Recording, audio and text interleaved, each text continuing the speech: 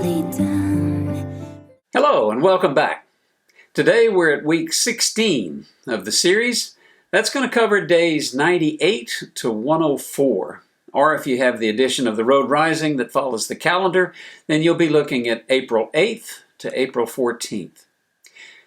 Down a river in a boat without a paddle, over a stormy salt lake, across a desert, up and over a waterfall. These are just part of the painful consequences of leaving the trail, as Friend has discovered. But at last he meets up with his friend and fellow traveler, Andy, who leads him to Rendezvous, which has set up camp nearby. It's a bittersweet reunion as Friend learns that 2 of his fellow pilgrims have died, one young, one old. Jonathan, he's told, was slain in a battle with demonic warriors. The news is not only tragic, it's inconceivable, since Friend had been led to believe that the enemy could not touch him. While that's true, he's told, these warriors they're not demons in the strictest sense, but rather they're humanoid mutations who've joined the evil man's forces. We'll be seeing more of these brutes along the way, so stay tuned.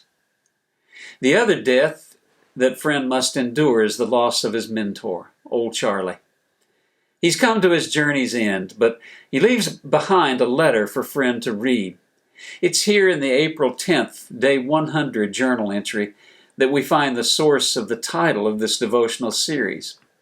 Listen for it while I read. Dear Friend, I hope Lizzie is able to meet up with you again and pass this along. Poor girl, she's not much better off than I am these days. But if you do see her and manage to get this letter, give her a little help for me, will you? And make sure she's teaching the younger girls her recipe for that great stew she makes. When we parted ways, I have to admit I was not at my best.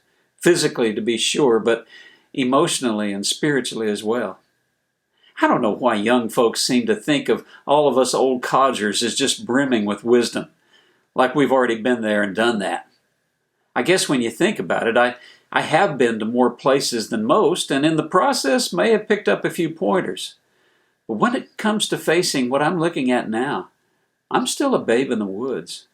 I've never been this old before. I've never died before. And so this is all new stuff to me. But I've discovered something, friend, and I wanted to write this down in the hope that your journey might be a little easier because of it. Like I said, I've never been here before, and so I've never needed what I need now. But listen to this. Now that I need it, I've got it. It's what we've called that peace that passes all understanding. I sure can't explain it, and I won't even try. But believe me when I say, it's real. I'm not afraid of growing old and dying, even though today I look at myself and realize that, hey, I am old and I am dying. But I'm at peace because of that very fact.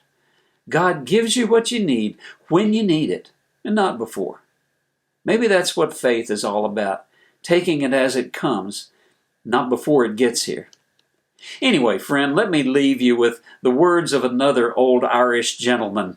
They blessed me, and now I hope they'll bless you. May the road rise to meet you. May the wind be always at your back. May the sun shine warm upon your face, and the rains fall soft upon your fields. And until we meet again, may God always be with you. At the very beginning of this book, and all the way through to the last page, I've tried to illustrate this truth. Life is a journey. Our path has been set before us, and our destination is assured. There's a wilderness on both sides of the trail, and an enemy who claims it as his territory. But God promises us his peace, his protection, and his guiding hand each and every step of the way. To the extent that we accept his promises, the blessing I just read, well, that'll describe your journey. Warm winds, soft rains, a road that rises up before you, making your steps easy and your joy complete. God bless you, fellow pilgrim. I hope we have a chance to stop and sit a spell along the way and talk about the journey. See you next time. Y'all come back now, here. The morning was filled with the bustling sounds of activity as tents were taken down and supplies were packed away. Rendezvous had come to an end. Travelers were already beginning to file out of the camp, moving toward the west.